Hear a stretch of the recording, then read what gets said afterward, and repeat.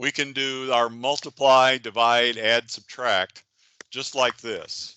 So if you see these things on the internet that show, 8 plus, and then 8 times 3 minus 4, and what's the answer? Well, you know what? If you type that into Excel, you'll always get the right answer because Excel uses those arithmetic function order, which is parentheses, exponentiation, multiplication, division, addition, and subtraction in that order.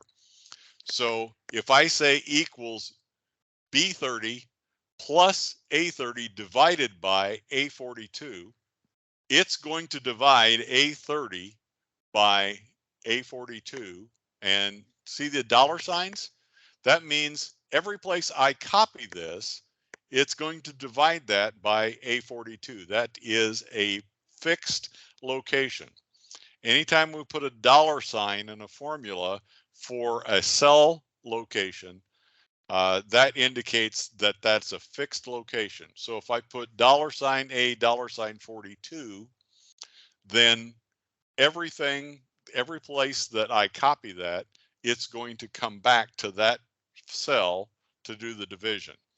If I were to put $A42, then it would always use column A in the 42nd row to do that product, no matter how far to the right I copied it. If I put $42, it would always use the column A, and then whatever that cell number was, it would copy that across. So it would change every row, but it would always divide by that first column, A. So let's illustrate that. We're going to copy this down.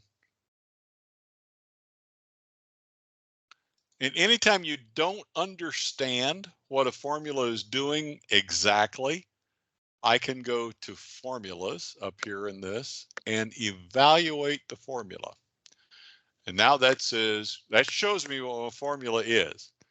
And it says, okay, what's evaluate? Well, the first term is 28. And the second term is 38 divided by 340.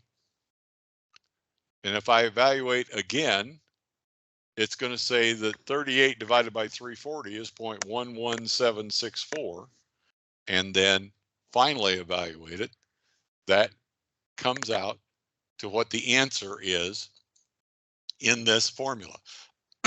Now, handy thing to know, if your formula keeps giving you an error, you can use this function to find out where the error is, because it will evaluate it until it gets to the error and then show you where that error is. That's very handy if you're trying to write a complex formula particularly.